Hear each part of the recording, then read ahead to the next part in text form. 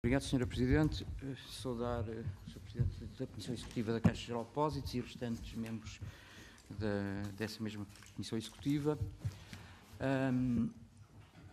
Esta audição prende-se com um pedido de um requerimento do Bloco de Esquerda que, no essencial, abordava a questão das comissões e encerramento de balcões e a saída dos colaboradores. Mas, verdadeiramente, a essência desta audição prende-se com um plano de recapitalização que está a ser conduzido pela Caixa Geral de Depósitos, plano esse que é bastante ambicioso e tem metas hercúleas, diria, relativamente ao seu alcance, e nessa circunstância há dúvidas que se oferecem esclarecer por parte dos deputados. Eu, antes de mais, queria fazer uma declaração prévia, porque eu sei que os deputados da maioria de esquerda irão dizer que o PSD está contra o plano de reestruturação da Caixa, e eu quero dizer que não estamos contra o plano de reestruturação da Caixa. Nós estamos preocupados pelos moldes em que foi feito esse plano de estruturação e, acima de tudo, muito preocupados com uma certa opacidade em torno desse mesmo plano. Fizemos várias perguntas regimentais, suscitámos vários debates e as respostas vieram sempre a conta-gotas e não bastas vezes não houve respostas. Saúdo o Sr. Presidente da Caixa Geral de Depósitos que, a pedido do Bloco de Esquerda, nos fez chegar esse mesmo plano, o que nos forneceu alguma e importante informação para este debate. E relativamente... Só clarificar que não foi a pedido do Bloco de Esquerda, foi a pedido do Grupo Parlamentar do PSD, aprovado por unanimidade. Efetivamente, a audição é que sim foi a pedido do Bloco de Esquerda. Peço desculpa, eu peço desculpa, naturalmente, a pensar já em outras coisas à frente, acabou por me escapar esta questão do Bloco de Esquerda e do requerimento.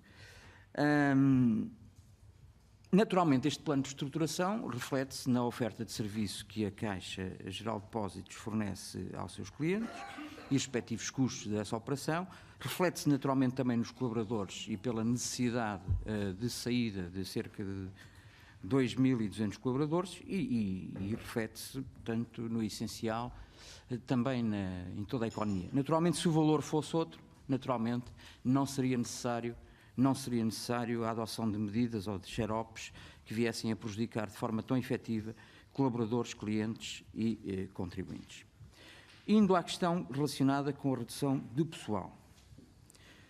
Prevê-se a saída de colaboradores em cerca de 500 a 600 por ano até 2020.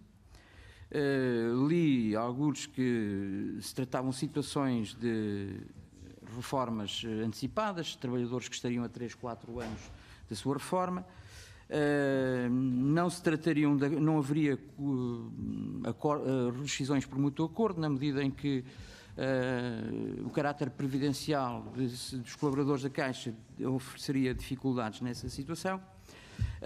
Eu pergunto-lhe, Sr. Presidente, se ainda assim prevê a possibilidade de concretizar. Eu sei que está bem evoluído nesta perspectiva este indicador, na medida em que estão cerca de metade dos colaboradores já saíram, mas é natural, todos os processos têm um início e no início é sempre mais fácil, o difícil é depois.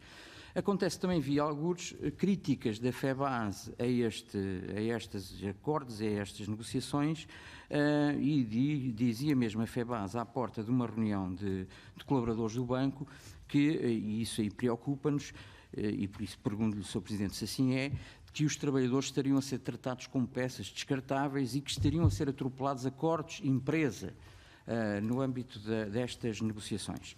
Portanto, era uma questão que lhe deixava. Quanto a comissões, a Caixa Geral de Depósitos vai exatamente neste momento no 3º aumento de comissões em menos de um ano. Foram também retirados, apesar de o Sr. Presidente já ter referido que ainda se mantêm muitas isenções, foram retiradas isenções a segmentos de clientela, como os mais desprotegidos, os séniores e os jovens. Reconhecemos de antemão que a Caixa Geral de Depósitos não tem as comissões mais altas do mercado, Mas tratando-se da Caixa Geral de Depósitos, de um banco público, do maior banco português, naturalmente, quando aumenta comissões com esta intensidade, em menos de um ano, 3 aumentos de empresário, naturalmente dá a ideia que lidera o mercado.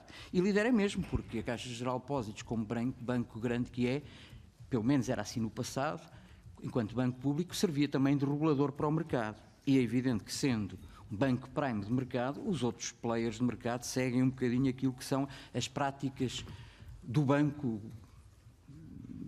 primordial. Nessa circunstância, eu perguntaria ao Sr. Presidente, porque dos indicadores que nos são fornecidos, neste momento as comissões representam 0,35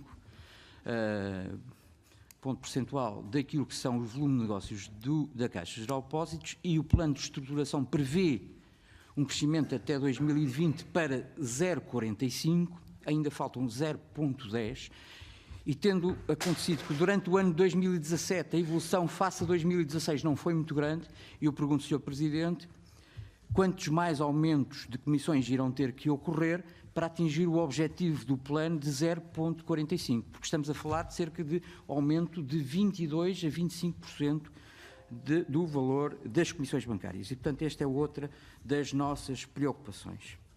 Avançando, porque entretanto já estou bastante adiantado no tempo, iria às questões que se prendem com imparidades.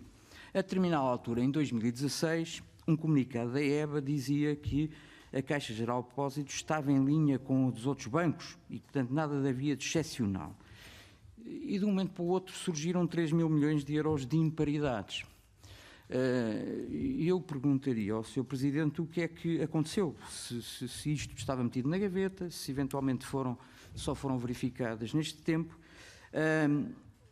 E uma outra questão que se prende com esta tem que ver com o excesso de concentração de risco individual e o peso dos grandes riscos na conta de exploração da Caixa. De resto, é bem visível, através do prospecto daquela célebre operação de 10,75% para os investidores, que nos diz que as 10 maiores posições representam 8,5% da carteira, as 30 maiores representam 13,5% e as 100 maiores representam 20,1% da carteira de crédito do banco.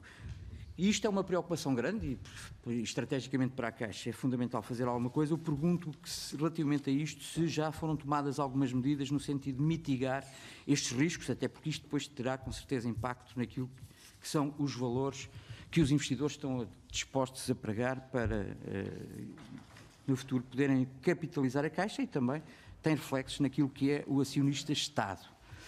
Perguntaria ainda também, depois deste processo de imparização, como é que ficou, em termos de rácio de crédito em risco, os valores da Caixa Geral de Depósitos e qual o grau de cobertura desse mesmo risco de crédito.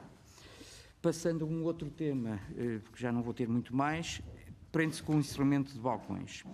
Assistimos ao encerramento de muitos balcões e quando se encerram balcões, naturalmente tem que ocorrer um racional. O que era normal num banco que está na praça é que se encerrassem os balcões que não dão rentabilidade e se mantivessem os balcões com rentabilidade. É evidente, sendo um banco público, a presença da Caixa no território é fundamental. Mas aconteceram situações, na minha ótica, que, apesar de eu não conhecer a conta de exploração de cada um desses balcões, que me suscitam dúvidas. E suscitam dúvidas porque, se para a Caixa esse local não era rentável, para um banco concorrente, nessa mesma praça, esse banco concorrente mantém 2 balcões. Portanto, se para a Caixa não é rentável e para o outro banco é rentável, parece-me estranho o encerramento da Caixa.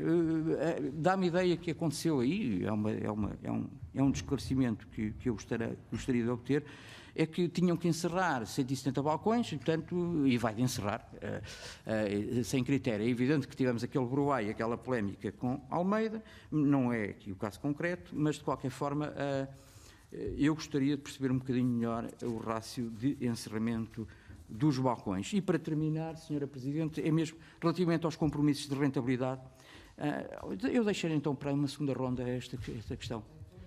Deputado, que eu interrompi exatamente. Relativamente aos compromissos de rentabilidade, não nos podemos esquecer que existe um conjunto de investidores privados que oferem de rentabilidade anual por uma operação da Caixa Geral de Depósitos, no âmbito deste plano de capitalização, qualquer coisa como cerca de 55 milhões de euros, em obrigações perpétuas. Esta operação foi feita, naturalmente, a preços de mercado, como recomendado pela Comissão Europeia. De qualquer forma, é um compromisso muito pesado para a Caixa Geral de Depósitos. E nessas circunstâncias eu pergunto, até porque era previsível haver uma segunda operação, idêntica a esta, pergunto se essa operação vai ocorrer, e em que termos, em condições e para quando, até porque vem daqui também o compromisso de rentabilidade para o acionista Estado. E perguntava se, não sendo cumprido este tipo de compromisso até 2020, até porque a rentabilidade dos capitais próprios é outro dos temas que me preocupa bastante, e de resto talvez o mais importante para o sucesso da operação. Neste momento, no final de 2020, esse compromisso de rentabilidade de capitais próprios tem que ascender a 9%. Acontece que neste ano de 2017 estamos na ordem dos 5% e a evolução do último ano foi cerca de 0,6%. Tratando-se este de um objetivo que tem que ser alcançado, porque é aqui que está o facto de se poder considerar ou não um auxílio de Estado, se foi uma operação de investimento ou se foi um auxílio de Estado, eu pergunto relativamente a esse compromisso, como é que está o Sr. Presidente a ver esta situação e se acha possível cumprir este mesmo rácio de rentabilidade dos capitais próprios. Muito obrigado, Sr. Presidente, pela tolerância. Muito